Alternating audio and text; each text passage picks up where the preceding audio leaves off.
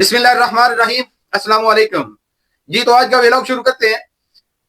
امریکی صدر ٹرمپ ایران سے بھاگنے کی اور مسلمان دنیا کو آپس میں لڑانے کی بھرپور کوششیں اس وقت اس کی جاری ہیں۔ یہ شکر الحمدللہ کہ مسلم دنیا کی آنکھیں کھلی ہیں، اور خاص کر سعودی عرب کے جو حکمران ہیں، بادشاہ ہیں، وہ اس وقت آنکھیں کھولے ہوئے ہیں۔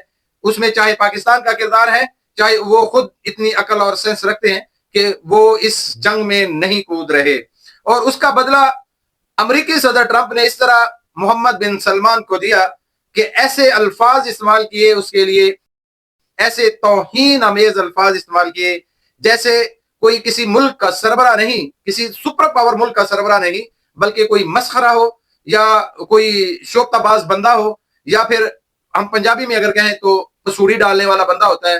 یہ وہ پسوڑی ہے امریکی صدر ٹرمپ، جو اس وقت پوری دنیا کو اپنی لپیٹ میں یہ پسوڑی لے رہی ہے۔ یہ اس وقت سب سے اہم کام پسوڑی ڈالنے والا کر رہا ہے امریکی صدر ٹرمپ، کہ وہ مسلمان دنیا کو ساتھ لے کر لڑائی کرنا چاہتا ہے، ایران کے ساتھ مسلمان دنیا کو لڑانا چاہتا ہے آپس میں۔ یہ الحمدللہ پاکستان اور پاکستان کی فوج اور سعودی عرب کی حکومت آنکھیں کھولے ہوئے تھی۔ یہ الحمدللہ اللہ کا بڑا فضل ہوا کہ سعودیہ کو بھی پتا چل گیا کہ یہ ہماری لڑائی نہیں، یہ امریکہ اور اسرائیل کی لڑائی ہے۔ ہم نے مسلمان آپس میں لڑ کر اپنی طاقت ختم نہیں کرنی۔ تو ایسے الفاظ امریکی صدر اس وقت اپنے اندر کا جو غبار ہے، جو اندر کی اس کی گندگی ہے، وہ باہر نکال رہا ہے۔ ایسے صرف دنیا میں دو ملک ہیں جن کی حکومتی نمائندے یا جن کا سربراہ حکومت کا ایسے الفاظ دوسرے ملک کے لیے، دوسرے ملک کے سربراہ کے لیے استعمال کرتا ہے، یا وہ امریکہ یا پھر انڈیا۔ انڈیا نے پاکستان کے بارے میں کچھ ایسے الفاظ استعمال کیے تھے، اور سعودی عرب کے لیے امریکہ نے استعمال کیے، اور سعودی عرب نے سب سے زیادہ دنیا میں سرمایہ کاری اگر کی ہے تو سعودی عرب نے امریکہ میں کی ہوئی ہے۔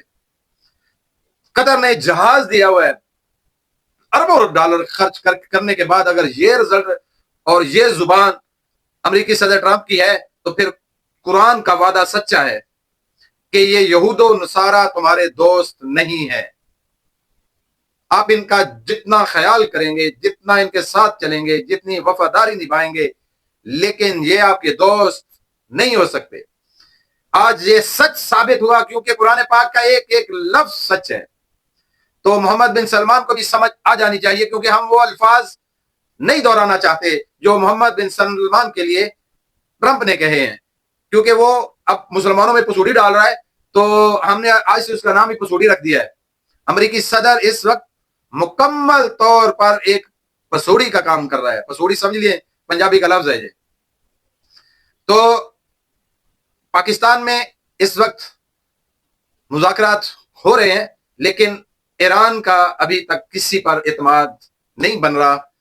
ہم ایران سے، ایران کے لوگوں سے، اور پاکستان میں جتنے بھی خیر خواہ دوست احباب ایران کے ہیں، ان سے چاہتے ہیں کہ ایران مذاکرات میں آئے، اور یہ مذاکرات اور جنگ بندی کا ایک راستہ نکلے، کیونکہ اگر مذاکرات نہیں ہوں گے تو جنگ کا کوئی راستہ نہیں نکلے گا، اور جنگ کا کوئی راستہ نہیں نکلے گا تو یہ آج میری بات نوٹ کر لیں، اگر ان ایک ہفتے میں جنگ نہ رکی تو تیسری عالمی جنگ سر پر کھڑی ہے۔